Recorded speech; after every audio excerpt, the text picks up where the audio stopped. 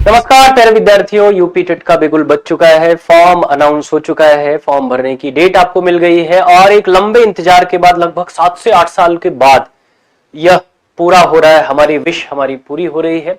काफी दिनों से इसके बारे में बात चल रही थी, कई सारी डेट्स मिली, तारीख पे तारीख, लेकिन फॉर्म नहीं आया। फाइनली वह तारीख भी आई जिस पर अब फॉर्म आने जा रहा है। 27 मार्च से लेकर 26 अप्रैल तक आपका यूपी टेट का फॉर्म भरा जाएगा और एक बहुत बड़ा मौका इसलिए भी देख रहे हैं हम इसको, क्योंकि यूपी टेट के बाद उत्तर प्रदेश में जो भी वैकेंट सीट्स हैं प्राइमरी टीचर्स या अपर प्राइमरी टीचर्स के लिए, उनका रास्ता खुलता हुआ दिखाई दे रहा है। सरकार पर बड़ा दबाव था कि शिक्षक और विद्यार्थी का अनुपात बराबर किया जाए या जो भी उसका मानक है उसको पूरा किया जाए। फाइनली वह घड़ी आ गई और हम उस पर आगे बढ़ गए। तो आज मैं आपसे चर्चा करने वाला हूं कौन कौन लोग एलिजिबल हैं यूपी टेट के लिए, कौन एलिजिबल होगा, किसकी एलिजिबिलिटी मानी जाएगी और आपकी क्या स्ट्रैटेजी होनी चाहिए, कैसे आप जानेंगे क्या पढ़ना है क्या नहीं पढ़ना है। उन सारे विषयों पर बात करेंगे। वीडियो के अंतिम तक बने रहिएगा और वीडियो पसंद आएगा तो शेयर जरूर करिएगा अपने मित्रों के साथ। आइए शुरू करते हैं, एक एक करके इस बारे में जानते हैं।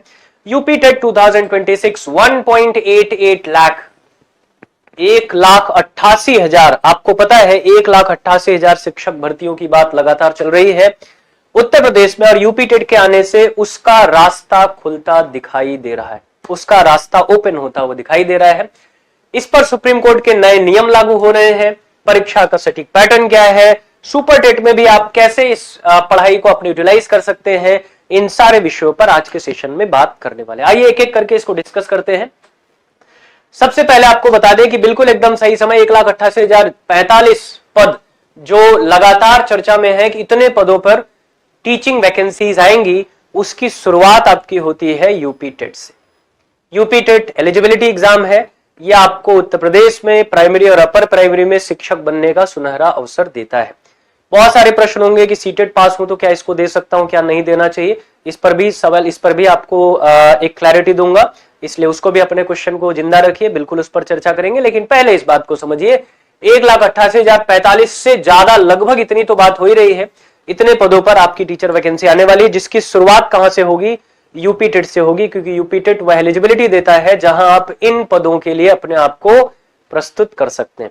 यूपी टेट, मैं फिर बता दूं आपको, यूपी टेट इन पदों पर आपकी जो है सुनिश्चित नहीं करता आपकी भागीदारी, वह इन पदों के लिए आपको तैयार करेगा। यूपी टेट एलिजिबिलिटी एग्जाम है, Uttar Pradesh teacher eligibility test. लेकिन इसको पास करेंगे तो ये जो आपका सपना है, यहां तक आप पहुंच सकते हैं, ठीक है ना। विधानसभा सत्र में इसकी पुष्टि पहले हुई थी कि हम टीचर और विद्यार्थी का अनुपात बराबर करेंगे, क्योंकि लगातार इस पर दबाव बन रहा था। इसके अलावा यूपी टेट 2026 के तुरंत बाद आप सुपर टेट की घोषणा जरूर देखेंगे, क्योंकि सुपर टेट आएगा ही आएगा। 27 में चुनाव है, सुपर टेट को आना ही आना है, ठीक है ना। तो बड़ा मौका आपके लिए बनने वाला है इस यूपी टेट को लेकर। इसके अलावा पात्रता परीक्षा के रूप में मत देखिए इसको, मैं आपसे बार बार कह रहा हूं, यह पात्रता परीक्षा के रूप में मत देखा जाए, है तो ये पात्रता परीक्षा ही, लेकिन सरकारी नौकरी शिक्षक बनने का जो आपका सपना है उसका दरवाजा खोलेगा। यहीं से आपके शिक्षक भर्ती की शुरुआत हो जाएगी, दरवाजा आपके लिए खुल जाएगा। आप अपने आप को प्रिपेयर करेंगे और इस मौके का लाभ उठाएंगे। 2027, 26 और 27 बड़ा साल होने वाला उत्तर प्रदेश में। बहुत सी वैकेंसीज आपका वेट कर रहे हैं, जिसकी शुरुआत, जिसका दरवाजा कौन ओपन कर रहा है, यूपी टेट ओपन कर रहा है। आइए आगे बात करते हैं यूपी टेट के बारे में। एक बड़ी राहत आपके लिए है। बड़ी राहत क्या है, इसके पहले जो अध्यक्ष थी कीर्ति पांडे जी, उन्होंने एक प्रस्ताव दिया था कि लगभग 2,000 रुपए शुल्क किया जाए यूपी टेट के लिए।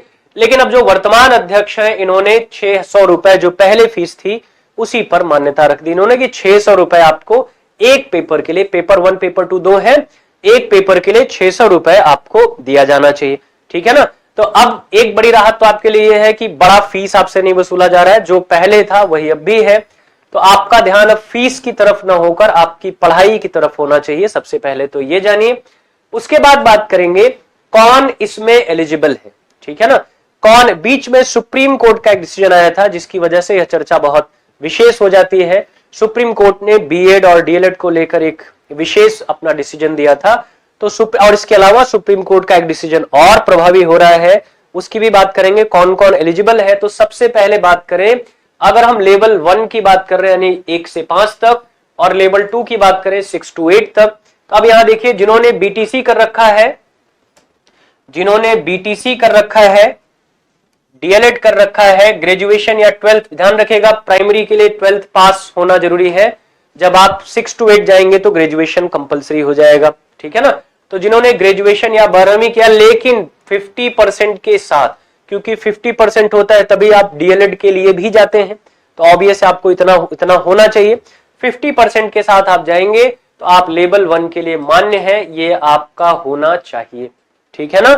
और लेवल 2 के लिए भी यह विद्यार्थी मान्य है 6 से 8 तक जिन्होंने डीएलएड कर रखा है, ग्रेजुएशन प्लस डीएलएड, वह पेपर 1 भी भरेंगे और पेपर 2 भी भरेंगे, दोनों भरेंगे, ठीक है ना। ध्यान रखिएगा पेपर 1 पेपर 2 दोनों भरेंगे जो लोग ग्रेजुएशन प्लस डीएलएड या बीटीसी करके बैठे हुए हैं। बीएड के लिए जो नए अभ्यर्थी हैं, ठीक है ना, जो फ्रेश कैंडिडेट है बीएड में, फ्रेश क्या क्यों बोल रहा हूं अभी आगे और क्लियर समझेंगे आप।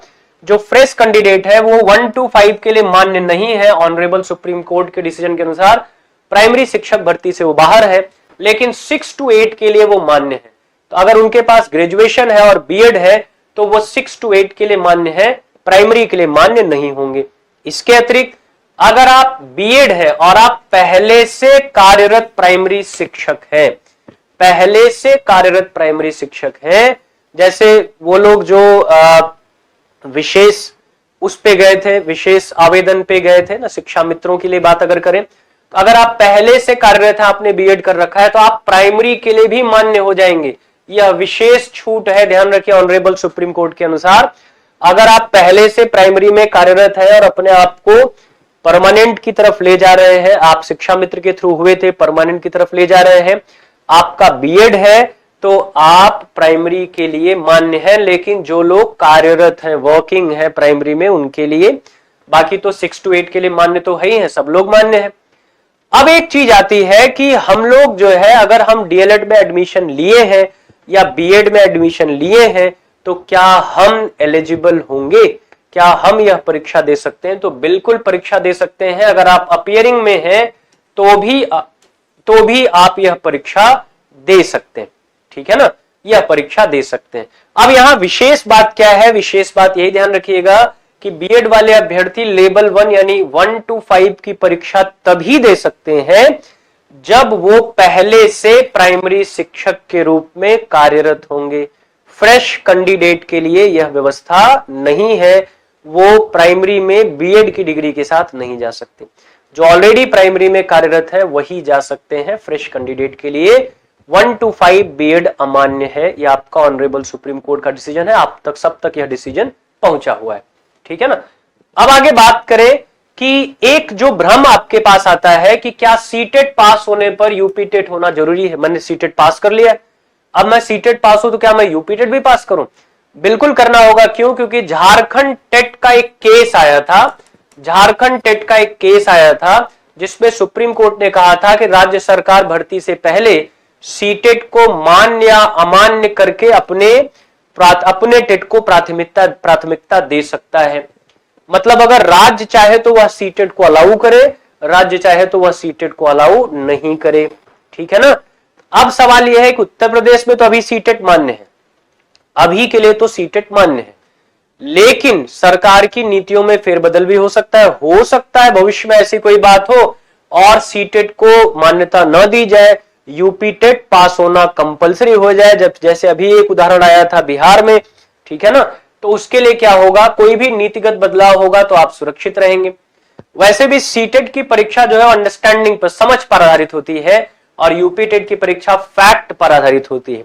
तो जब आप सुपरटेट के लिए जाएंगे तो सुपरटेट की परीक्षा भी फैक्चुअल हो जाती है, फैक्ट आधारित परीक्षा हो जाती है।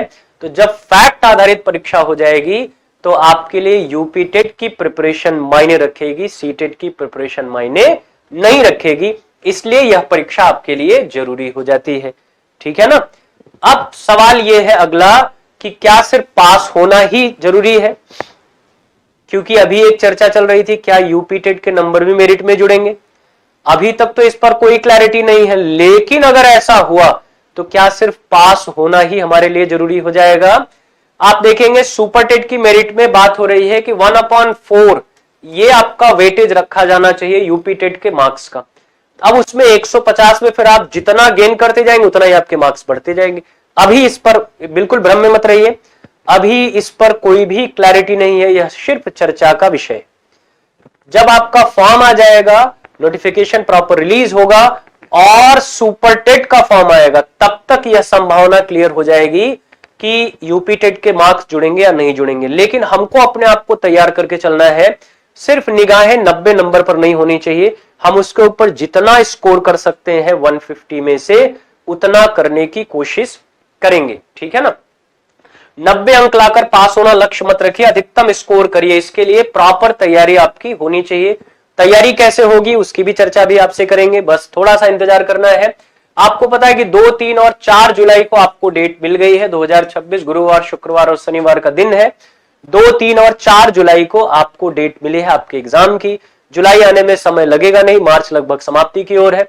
अप्रैल, मई, जून, जुलाई 3 महीने का समय है। हम 90 दिन का टारगेट लेके चलेंगे और 90 दिन में यह अचीव करेंगे। 90 दिन 150 नंबर की लड़ाई में 90 दिन हमको चाहिए और वो 90 दिन मोर देन एनफ हमारे लिए साबित होंगे अगर हम बेहतर स्ट्रैटेजी के साथ प्रिपरेशन करेंगे तो, ठीक है ना। कुल कितने प्रश्न आएंगे? 150 प्रश्न आएंगे। समय आपको मिलेगा 150 मिनट यानी 2.5 घंटे और नेगेटिव मार्किंग नहीं है। जनरल के लिए 90 मार्क्स पासिंग होंगे यानी क्वालिफाई कर जाएंगे। ओबीसी, एससी, एसटी के लिए 82 मार्क्स क्वालिफाइंग होंगे। लेकिन मैंने फिर बताया कि आप सिर्फ 90 नंबर या 82 नंबर के लिए लड़ाई नहीं करेंगे, आप मैक्सिमम गेन करेंगे इसके ऊपर, ताकि अगर मेरिट में भी ये अंक जुड़े तो आप अपने आप को और बेहतर तरीके से अपनी एलिजिबिलिटी प्रूव कर सके, ठीक है ना। इसका भी ध्यान आपको रखना है। अब बात करें कि 150 अंकों का सटीक विभाजन क्या होगा, क्या क्या कैसे कैसे पूछा जाएगा। आप देखेंगे लेवल 1 यानी 1 to 5 के लिए जो आपके विषय है, तो बाल विकास यानी सीडीपी 30 अंक, हिंदी जो कि अनिवार्य है 30 अंक, भाषा 2 में आप अंग्रेजी, उर्दू, संस्कृत में से एक चुनेंगे 30 अंक। ध्यान रखिएगा यहाँ पेपर 1, पेपर 2 में, पेपर 1 में हिंदी अनिवार्य है, पेपर 2 में आप कोई भी विषय चूज कर सकते हैं। गणित आपकी 30 अंक, ईवीएस जिसमें एसएसटी, जीके, जीएस का विस्तृत मिश्रण होगा, 30 अंक का आपको पूछा जाएगा। ये 150 क्वेश्चन, 150 अंक और 150 मिनट का ब्लूप्रिंट है आपका लेवल 1 1 to 5 के लिए। वहीं लेवल 2 6 to 8 की बात करें तो सीडीपी 30 अंक, हिंदी जो कि अनिवार्य है 30 अंक, भाषा 30 अंक और भाषा 2 में सेम कंडीशन आपकी जो यहां अप्लाई हो रही है वो सेम कंडीशन यहां अप्लाई हो जाएगी। उसके बाद आएंगे डोमेन में आपके, तो आपके डोमेन में अगर आप मैथ साइंस से हैं तो मैथ और साइंस के 60 अंक के क्वेश्चन आएंगे, 60 क्वेश्चन 60 नंबर। और अगर आप एसएसटी से हैं, आर्ट से हैं, तो आपको इसके लिए भी 60 क्वेश्चन 60 अंक के मिलेंगे। यह आपके परीक्षा का पूरा पैटर्न होगा जिसकी विस्तृत तैयारी हमको करनी है, ठीक है ना। अब बात करें कि यूपी टेट की तैयारी, सुपर टेट की तैयारी के लिए क्यों जरूरी है। मैंने कुछ देर पहले कहा था कि आप सीटेट भले ही क्वालिफाई हो लेकिन यह परीक्षा जरूर दीजिए। क्यों? क्योंकि सीटेट में यूपी टेट का पैटर्न ही आ जाता है, वही आपको हेल्प करता है, सीटेट का पैटर्न हेल्प नहीं करता है। यहां पर देखिए मैंने रखा है यूपी टेट और सुपर टेट के सिलेबस में आप देखेंगे तो लैंग्वेज आपको मिल जाएगी, मैथ्स मिल जाएगा, साइंस मिल जाएगा, ईवीएस एसएसटी मिल जाएगा, सीडीपी मिल जाएगा, ठीक है ना। ये सारी चीजें तो आपको वहीं मिल जाएंगी जो आप यूपी टेट के लिए पढ़ेंगे, वो सुपर टेट में भी काम कर जाएगी। तो अब बताइए अगर आप यूपी टेट की तैयारी कर रहे हैं तो सुपर टेट में आपका काम आसान हो जाएगा या नहीं हो जाएगा? बहुत आसान हो जाएगा। इसलिए भी यह परीक्षा देना आपके लिए बहुत जरूरी है, या इसके लिए प्रिपेयर होना बहुत जरूरी है, क्योंकि जब इसके बाद सुपर टेट आएगा ही आएगा, इसको कोई रोकेगा नहीं। सुपर टेट आना है तभी यूपी टेट अनाउंस हुआ है। तो जब सुपर टेट आएगा तो ये जो तैयारी आपने 90 दिन में किया है यह आपकी नींव हो जाएगी सुपर टेट की प्रिपरेशन में, और आप बाकी बच्चों से प्लस पर अपनी तैयारी शुरू करेंगे, आगे होकर अपनी तैयारी शुरू करेंगे और आपकी सफलता ज्यादा सटीक हो जाएगी बाकियों की अपेक्षा, ठीक है ना। इसलिए यह प्रिपरेशन आपके लिए जरूरी है। अब बात करें कि ये जो हमने सब कुछ पढ़ा इसके लिए सटीक गाइडेंस और सटीक प्रिपरेशन कैसे मिलेगी। आपको जाना है खान ग्लोबल स्टडीज के ऐप पर। खान ग्लोबल स्टडीज के ऐप पर आप पहुंचेंगे, वहां पर आप टीचिंग एग्जाम्स में जाएंगे। टीचिंग एग्जाम्स में जाने के बाद आप एक्सप्लोर करेंगे तो आप देखेंगे यहां पर आपको यूपी टेट के बैच मिलेंगे। यूपी टेट 2026 अब इसको कर सकते हैं, 25 तो रहा नहीं, हालांकि शुरुआत इसकी 25 से हो रही थी। वहां पर आपको मिलेगा पेपर 1 पेपर 2 का कॉम्बो, आप दे सकते हैं, सारी जानकारी यहां पर आपको मिल जाएगी, ठीक है ना। फिर आप आगे बढ़ेंगे, यहां पर आप देखेंगे यूपी टेट के लिए पेपर 2 के लिए बैच अलग से मिलेगा और पेपर 1 के लिए भी बैच अलग से मिलेगा। आप यहां से बाय नाउ करके बैचेस के साथ जुड़ सकते हैं। अपनी एक सटीक रणनीति बना सकते हैं ताकि इस परीक्षा में आप अपनी सफलता सुनिश्चित करें और अपनी दावेदारी पुख्ता करें आने वाले टीचिंग एग्जाम्स के लिए जहां आपका सिलेक्शन होना है। तो उम्मीद कर रहा है कि आप जल्दी से जुड़ेंगे और अपनी एक प्रॉपर स्ट्रैटेजी बनाकर अपने आगे की तैयारी में लग जाएंगे ताकि इस बार हम चूके ना, एक सीट सुनिश्चित करें। ढेर सारी शुभकामनाएं आप सभी।